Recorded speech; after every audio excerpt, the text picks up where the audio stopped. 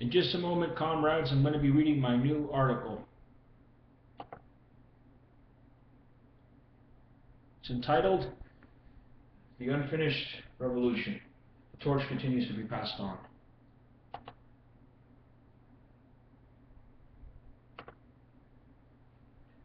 I have decided to keep up with my notes and write at least 2 articles a month like last month. This being the first of this last month of 2012, hopefully writing one more before the new year, perhaps in my hometown of Boston, where I plan to visit soon. Whether or not it's the end of days as a revolutionary, I live every day like the last, and this year my resolution will be revolution. Nothing shall stop my resolve for the cause we seek. Indeed, the resolve of the 1960s and 70s was quite strong, but mistakes were made. And with the Occupy movement in particular, some of those mistakes were made in the advice of the old guard about a lack of balance. The advice of the old guard were generally ignored or underestimated. Underestimation, or overestimation for that matter, a lack of balance, can be a weakness or strength depending on the context of the scenario. In any case, the situation of activism in the country has clearly declined, and we must do something about it, comrades. Let us discuss in particular the case in point of the Vietnam-era protests, especially within the US of A. The old guard of veterans of peace have much to say about this, of their unfinished revolution, and how it was similar to our attempts late last year, which have died down unfortunately this year due to many factors which I will discuss. Nevertheless, the contributing forces of counterculture, the fighting against egoism versus selfless, to leave the selfish individual oneness of society towards the transformative new society, a society of informed and inspired masses and a collective towards justice and equality for all citizens. It's the same with the New Guard, in the context of the vanguard especially, reactionary forces to form this concept into the New World, as it was in the American conquest, realized and actualized by Columbus's troops who lay slaughter to the indigenous populace, laying disease and famine, where slavery was implemented and imported from the African continent. Or the modern term, better known as the New World Order, NWO. Whether or not you agree such order exists, or is in the plans, the elites want to establish control over resources at all costs. In any event, so-called 1% control about 50% of the U.S. economy, have bought off a significant amount of politicians, judges, and media people. I don't call media people journalists, for there is no activism in them, not even the professionalism, objectivity, neutrality, or agnosticism. They are nothing more than the prostitutes of the pen, as Comrade Trotsky would call them, nothing more than corporatists in their fascistic ways, with bourgeois liberal clothes of centrism or reformism in a futile and fake temporary change or concession in the system, as the Obama bots continue to support the drone strikes on the Pakistani child, etc. These media people are PR agents for the establishment, the modus operandi, deception, distortion, and dishonesty, the 3Ds as I call it. Freelance or independence work I am involved in the realm of communication and information is still in a struggle as the blogosphere continues to battle topics such as the Palestinian tragedy and the reaction to the UN vote.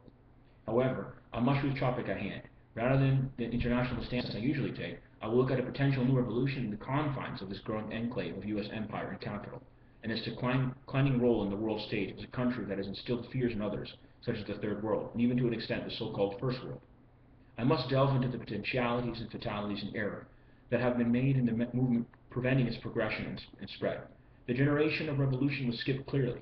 Our grandparents most likely took part in Vietnam protests if there's a lineage of activists, which is not always the case if we look at the black sheep in the movement, those who were outcasts of family or society. And we must see our parents humbly went to college. That is, for us, the new vanguard of 20-somethings. As an activist and journalist, the balancing act can get exhausting. The question in the protests come, pick up a camera or a rock? How about use your body to do nonviolent civil disobedience in the ideal of Gandhi? But such brutality I've witnessed of the NYPD makes this ever more hard endeavor to accomplish, as if a fait accompli is upon us. Is it inevitable this will turn violent and into the riot of a mob? Is Rome burning? Will it be invaded? We have already been invaded by the multinationals, who respect no rights, no sovereignty, only respect big money and big business over the farmer or worker of this country.